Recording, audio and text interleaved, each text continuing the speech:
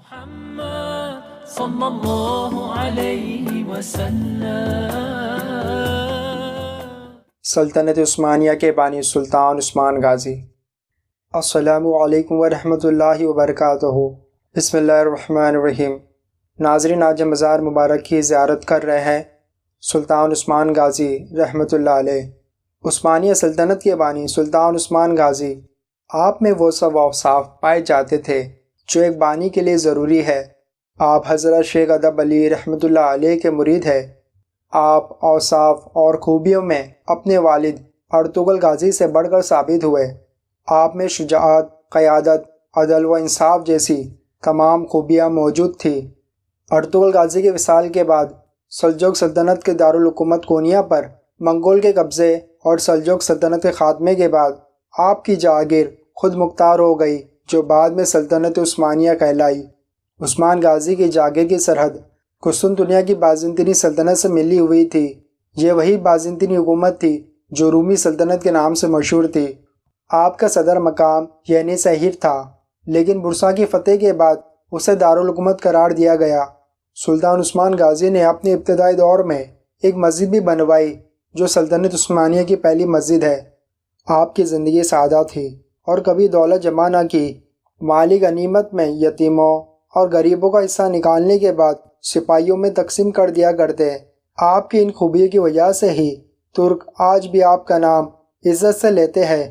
آپ کے بعد یہ رواج ہو گیا کہ جب کوئی بھی بادشاہ تخت پر بیٹھتا تو عثمان غازی کی تلوار اس کی کمر پر باندھی جاتی اور دعا کی جاتی کہ خدا اس میں بھی عثمان غازی جیسی خوبیاں پیدا کرے۔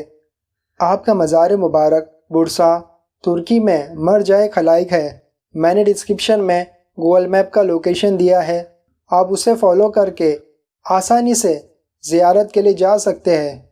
آپ کی حیاتی زندگی کے بارے میں مزید معلومات کے لیے ویڈیو کو پورا دیکھیں، انشاءاللہ آپ کی معلومات میں ضرور اضافہ ہوگا۔ ویسے آپ کو ویڈیو اچھا لگا ہو تو ویڈیو کو لائک اور چینل کو سبسکرائب کرنا نہ بھولیں۔ چلیے زیارت جاری رکھتے ہیں۔ حضرت سلطان عثمان خان غازی رحمۃ اللہ علیہ۔ سلطان عثمان اول کو عثمان غازی بھی کہا جاتا ہے۔ آپ ایک ترکائی قبیلے کے سردار ارطغرل غازی کے یہاں 1258 عیسوی کو سوگود میں پیدا ہوئے۔ آپ کے والد ارطغرل غازی اور والدہ حلیمہ سلطان تھی رحمۃ اللہ علیہم۔ عثمان غازی ایک اعلیٰ پائے کے قائد تھے۔ آپ انصاف کرنے والے، بہادر اور شفقت کرنے والے تھے۔ غریبوں کی مدد کرتے اور کبھی کبھی انہیں اپنے کپڑے دے دیا کرتے۔ آپ ہر دن اپنے گھر والوں کے لیے ایک شاندار دسترخوان کا اہتمام کرتے۔ عثمان غازی کا خواب۔ عثمان غازی جب لڑکپن میں تھے اس وقت ایک مشہور ترک عالم دین اور پر اثر صوفی شیخ ادب علی تھے۔ شیخ ادب علی عثمان غازی کے والد ارطغرل غازی کے پرانے دوست بھی تھے۔ ادب علی اکثر و بیشتر ارطغرل غازی سے بات کرتے۔ عثمان غازی کے دینی تربیت میں شیخ ادب علی کا بھی ہاتھ تھا۔ اس کے علاوہ عثمان کئی بار شیخ ادب علی کی خانقاہ جاتے۔ ایک رات جب آپ شیخ ادب علی کی خانقاہ میں مہمان تھے، آپ نے خواب میں دیکھا کہ ایک حلال چاند شیخ ادب علی کے سینے سے نکلا اور رفتہ رفتہ وہ بدر کا چاند بن گیا اور عثمان غازی کے سینے میں پیوست ہو گیا۔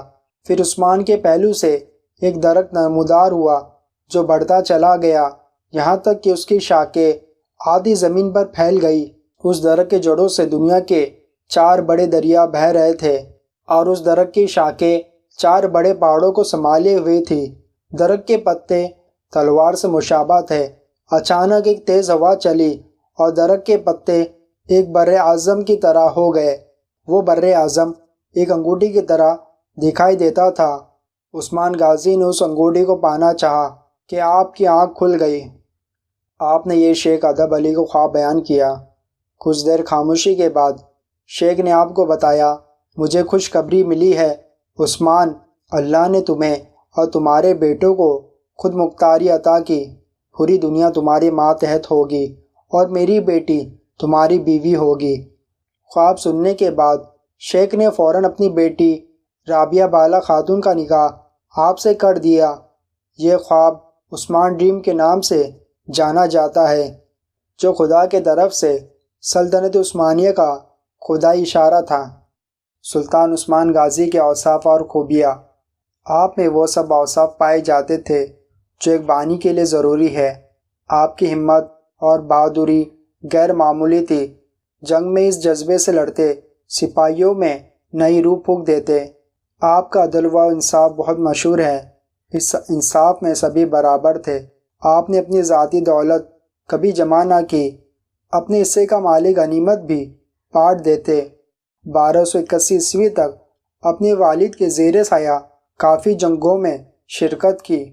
پھر اپنے والد کی وصال کے بعد جب آپ نے قائی قبیلے کی سرداری حاصل کی، اس وقت آپ صرف 23 سال کے تھے۔ آپ کی شادی عمر صاحب کی بیٹی معلون سلطان سے ہوئی، جنہوں نے اوران غازی کو جنم دیا، جو بعد میں تخت نشین ہوئے۔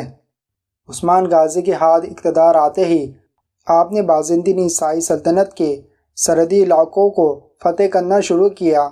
بازنطین علاقوں پر حملہ کرنے کا سبب یہ تھا کہ وہ عثمان کے علاقے کے بالکل ساتھ تھی۔ شروع میں آپ کی کارروائی مدافعانہ تھی۔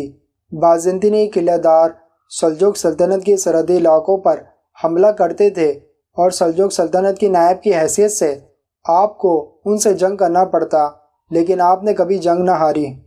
آپ بڑے بہادر، عقل مند حکمراں تھے، رعایا کے ساتھ عدل و انصاف کرتے۔ آپ کی زندگی سادہ تھی اور کبھی دولت جمع نہ کی۔ مال غنیمت میں یتیموں اور غریبوں کا حصہ نکالنے کے بعد سپاہیوں میں تقسیم کر دیا کرتے۔ آپ فیاض، رحم دل، مہمان نواز تھے۔ کچھ ترک سردار جنہوں نے اس خاموشی کو آپ کی کمزوری سمجھا، وہ آپ کی بڑھتی ہوئی طاقت سے خوف زدہ تھے۔ انہوں نے عثمان غازی کی مفتوحاتی علاقوں پر حملہ کرنا شروع کر دیا۔ 1298 عیسوی میں آپ نے تمام سرداروں کی غلط فہمیاں دور کر دی، سب کو شکست دے کر دکھائی۔ 1300 عیسوی میں ایشیائی کوچک میں تاتاروں کے حملے سے سلجوق سلطنت کا خاتمہ ہو گیا اور عثمان غازی بالکل آزاد اور خود مختار ہو گئے۔ آئندہ اس کے بعد عثمان نے تمام فتوحات ایک خود مختار حکمراں کی طرح کی۔ سلطان عثمان غازی نے اپنے ابتدائی دور میں ایک مسجد بھی بنوائی، جو سلطنت عثمانیہ کی پہلی مسجد ہے۔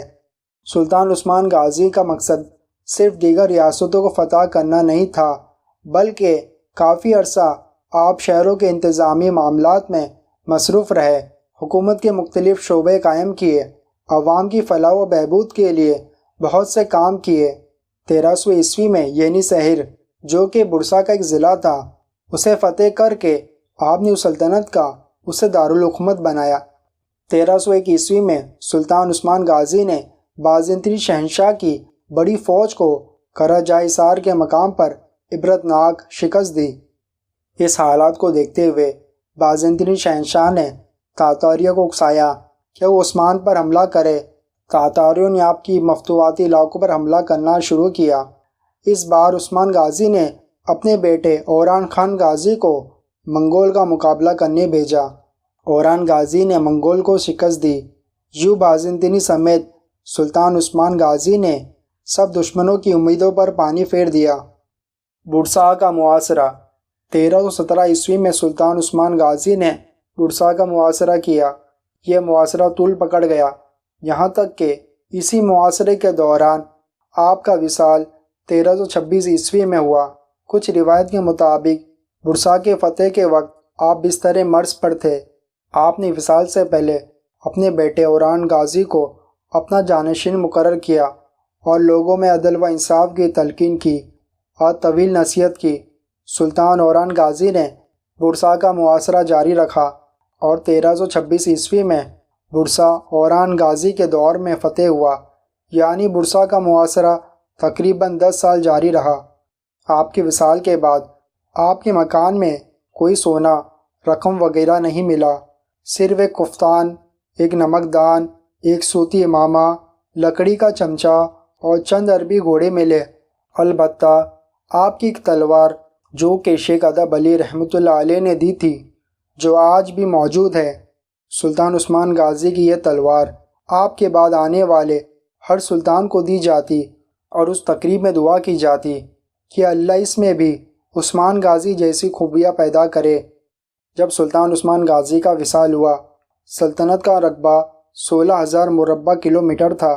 150 سال کے اندر اندر یہ دنیا کی سب سے بڑی سلطنت بن گئی۔ سلطان محمد فاتح رحمۃ اللہ علیہ نے قسطنطنیہ کو فتح کر کے نبی کریم صلی اللہ تعالی علیہ وسلم کی حدیث بھی پوری کر دی اور اپنے بہترین ہونے کا ثبوت دیا۔ سلطنت عثمانیہ کے 9ویں سلطان سلطان سلیم اول نے مصر میں موجود عباسی خلافت کا خاتمہ کر کے اپنی خلافت کا اعلان کر دیا۔ یوں خلافت بھی ان کی ہوئی اور سلطان سلیم اول سلطنت عثمانیہ کے پہلے خلیفہ بنے۔ یہ سلطنت 623 سال تک قائم رہی اور 1922 عیسوی میں ختم ہوئی۔